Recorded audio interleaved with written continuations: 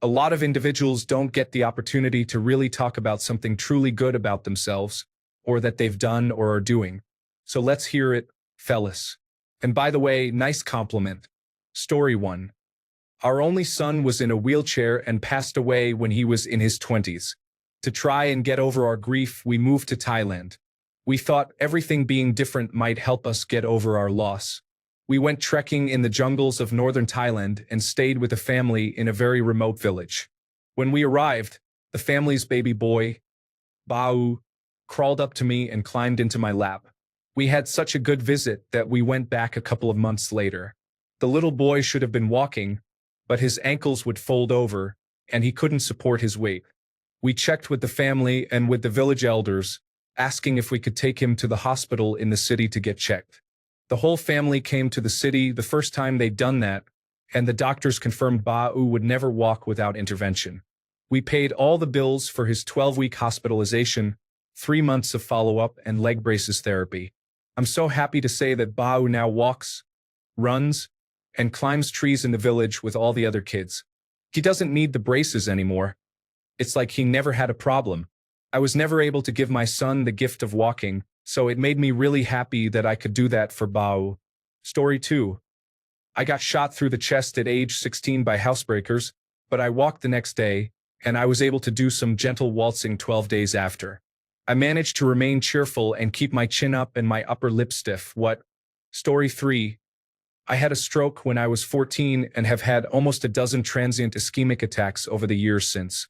I'm 28 now and have an undiagnosed condition causing joint pain in my hands and knees. Recently, I developed an autoimmune disorder. I powered through physical rehabilitation, occupational therapy, and school, did my best, got the degree I wanted, and in January landed a dream job with decent pay, flexible hours, great people, and a permanent contract with annual pay rises. Considering there was a time I thought I'd end up at home on disability benefits for life, I am immensely proud of what I've managed to do. Story 4. I saved a little girl's life while camping with my wife. She fell into the campfire when her parents weren't looking, and I performed immediate intervention for her burns with my first aid kit and gallons of cool water. She had to be airlifted to a burn unit when she arrived at the fire station, which was a 20-minute drive away. Story 5. My job is secure and pays me more than I probably would make elsewhere with my experience level. I got in on the ground floor of the firm I work at and am now invaluable. My boss has admitted the firm wouldn't be as successful if I hadn't gone with him when he split from his last partnership.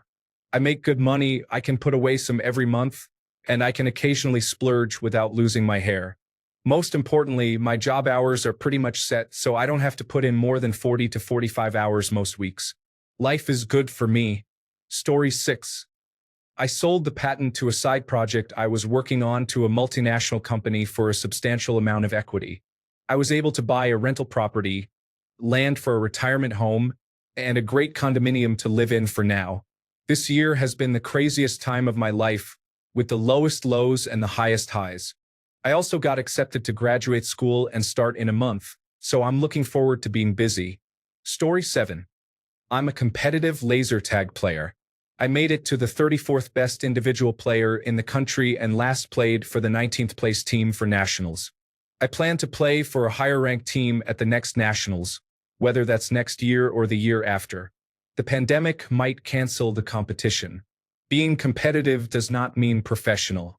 To be professional, we have to get paid. There is currently no professional scene for laser tag. We play for bragging rights. Story 8. I benched 330 for the first time ever yesterday. Thanks for asking, original poster. I am super proud of myself for hitting that number, but I don't like bragging about it at the gym, and my wife doesn't quite get it. Story 9. I, a 30-year-old male, have been depressed and suicidal for the majority of my life, but I've managed to stay alive and keep fighting, even during a pandemic with no friends, no significant other, and being out of work for a few months. Story 10. I had a massive stroke at 13 years old, went through physical therapy, occupational therapy, and speech therapy with a smile on my face. Just graduated college and got my first manual car. Story 11. For the first time in my life, I, a 27-year-old male, decided to face my fears and go to a psychologist, and I'm very proud of it. Edit. The man up part is just a phrase to defy all the stigma that men should just endure their problems without seeking help. I feel more of a man now that I'm able to talk about my issues rather than keeping them to myself. Story 12. I have this strange ability to set mental alarms that persist through sleep. If I need to be up at 4 in the morning, I tell myself I need to be up at 4 in the morning and I will wake up at 4 in the morning sharp, no questions asked. No alarm clocks, no wake-up calls. Even if my sleep is poor, I still know I will always wake up at whatever time I've mentally set for myself. Strange thing to brag about, I know, but I think it's pretty cool. Story 13. 4 years ago, I wanted to move to France, learn the language, and work in a super niche research area. I moved a year ago, and I am set to start my research contract in October. I am truly succeeding. Story 14. For a few years, I was very underweight for my height. You know how some people will stress eat? Well, I do the opposite. When I'm stressed, I fast. I did that for almost 4 years because of several bad things happening to me, one after another, resulting in me feeling depressed and worthless. I finally snapped myself out of it and, with some encouragement and help from my wonderful fiancé, I managed to put on 20 pounds in under 2 months. I haven't looked this good in years. Story 15. I managed to overhead press 245 pounds for a set of 2 a couple of days ago, and I seem to have figured out how to get my 3-rep maxes to consistently increase by 5 pounds a week, or at least come close to succeeding on a 3rd rep, despite being at a late intermediate level of strength. Since I have so many people asking, I weigh around 195 to 200 pounds but haven't had a chance to weigh myself properly in a while, so I might have gained or lost some weight, but I look the same, so I think I'm still in that area. My programming is a custom full-body routine 5 times a week, with the emphasized movement done first. I do a lot of movements multiple times a week, but with different rep ranges and weights to accommodate that, and I've always focused on the overhead press because it's my favorite lift. Example of Monday: standing overhead press, ramping sets of 3 until I can't do all 3. Squat, 3 ramping sets of 5. Weighted pull-ups, different grips, usually between 3 and 5 sets, sometimes ramping. Good mornings, ramping 3 sets of 10. Hanging leg raises or levers, 3 sets of 10. Standing calf press, 3 sets. I do them 1 leg at a time for sets of 21 currently because the machine max is pretty low. Incline bench, either ramping 3 sets of 5 or 3 sets of 3.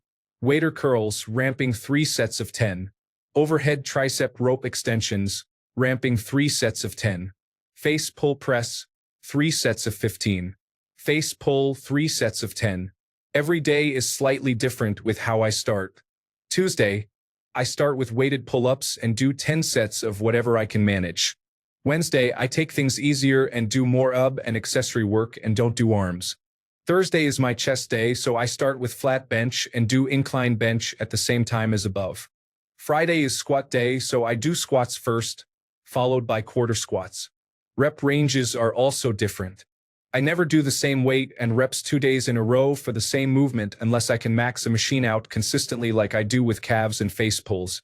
For example, I do sets of 3 on overhead press on Monday, sets of 3 on Z-press Tuesday, sets of 8 with a pause on Wednesday, sets of 12 at the same weight on Z-press on Thursday, and then back to sets of 3 standing overhead press on Friday. Another thing I do personally might not sit well with some people. I don't really do warm-up sets. That is to say, for instance, I don't do 5 reps with the bar or a lower weight before doing my 3 working sets. Using Monday as an example again, I literally started the overhead press at 175 pounds, then went to 205, then 235, then ended at 245. I do something similar for every lift and it's worked for me since I don't start with my max, but doing a bunch of light reps that won't benefit me has only ever made me unable to do my working sets properly, so I only do the working sets now. Note that if you follow this, your bench won't get particularly impressive since I never train benching fresh. Frankly, because I don't care about benching. My max touch and go bench is only 315 based on what I've managed on a Thursday. But considering that I only use benching as an accessory to the overhead press, I'm personally fine with that, but you might not be if you're a power lifter, so keep that in mind. The most important thing though, and I cannot stress this enough because I plateaued extremely hard before I started, is that you need to do cardio. I just do steady state. I can't stay consistent with high-intensity interval training. but I run 30 minutes on a Cybex machine after every lifting session, which has helped tremendously with recovery. If I don't do it after a hard training session, I feel gross and sluggish, so I highly recommend it to everyone struggling with recovery. And lastly, if you're enhanced, as in using performance-enhancing drugs of any kind, I have no idea how this will work for you. I'd assume fine, probably a lot better than it did for me, but I'm natural, so this full-body stuff is what works best for me personally. Story 16. I can be really entertaining when around people that allow me to be comfortable. I can spend an entire day moving, doing stuff, and spending energy without getting exhausted. Yeah, and I'm proud of my nice personality traits too. Thanks for noticing it. Story 17. I can mix on a vinyl DJ system and have been teaching myself music production over the last 5 or so years. I have made a few tracks that don't suck too bad. I can also drive a manual semi-truck, but that's for a paycheck. Story 18. I've started experimenting in my darkroom and have come up with an art process that, as far as I know, no one else in the world is doing. Also, I've gone out a whole 3 times with a girl, so I'm pretty happy about that. Here's the art. Printing maps onto wood using silver and light. Story 19. When I was younger, I really wanted to get a good job that pays $100,000 salary. I'm 32. I make more than that already and stand to max out above $200,000 in my career. Booyah! Story 20. I left a miserable $100,000 job 4 years ago, while my wife was pregnant to start building a brand new book of business in a completely different industry. I literally went from $100,000 a year to $0 in income. It was a huge risk with a child on the way, and it definitely put a strain on our marriage at times, but I just always stayed positive and tried to reassure my wife that I knew what I was doing. I now make $175,000 a year, and by this time next year, I should be around $250,000 a year. My wife and I no longer argue about money and couldn't be happier. I'm patting myself on the back for having courage and betting on myself. People have trouble looking at the big picture, and I always tried to remain focused on that as I built my new career. Edit. Included more details about the jobs in a reply below for those who are interested. Story 21. I would like to brag about my man because he is working right now so he cannot. He emigrated from Mexico as a teenager. He did not know any English. As you can imagine, it was difficult enough being in middle school not knowing anyone or the language. Middle school is rough. But his English teacher made fun of his language skills. So my boyfriend decided to be the best at English and not let anyone make fun of him. He made a rule for himself to learn 10 new words a day outside of school. By the end of that school year, he was way ahead of everyone else, and that teacher praised him. Now he is an interpreter for both medical and legal. He is so good at what he does, judges will ask for him personally. I am so proud of my boyfriend. He speaks beautiful Spanish and English. He does not let anyone tell him what he is not capable of doing. He is my inspiration. Story 22. Wife and I financed our own way through my master's degree. I'll be graduating in a couple of months debt-free with a $200,000 annual salary out of school. We will likely be millionaires within 5 to 6 years. That will put me at 38. No silver spoon. No grants. No scholarships. Came from a middle-class family. That's my unabashed brag. Edit. People are asking me what I do for a living. I am finishing up certified registered nurse anesthetist school. Ido anesthesia. I already have a contract signed, so my job is confirmed. Story 23. I am a dad to 1 Generation X and 2 millennials. I did a decent job raising them, and all 3 are decent people and good representatives for their generation. Story 24. I am 25, recently bought my house, am having my first child, paid off my 2 vehicles and credit card. I do not make a lot of money and my wife does not work, but I am proud of the way we have handled our finances. The only debt we have are student loans and mortgage. There are other things that I am proud I was able to do, but these are results of my family's efforts. Story 25. I grew up poor in a single-mother household and barely graduated high school. I grew up doing drugs, drinking, fighting, and so on. I worked in construction in my 20s and slowly moved into management. After a while, by the time I was in my early 30s, I was making some pretty good money, and as I looked at all my peers, they were all degreed engineers or architects. Some had a master's degree. I found that I was every bit as good as any of them and better than most as a project manager, managing multimillion-dollar construction projects. I kept advancing and eventually ended up in executive-level management, running a profit and loss and overseeing about 200 people for a Fortune 200 company. All of that with only a high school diploma. In spite of all the anxiety I feel related to my lack of formal education, as I look back on my working life, I'm pretty proud of what I have accomplished in the workplace. Story 26. I am a pretty good dungeon master. I have concluded over 5 multi-year campaigns ranging from levels 1 to 16. I have excellent set pieces and player autonomy, and I am constantly improving.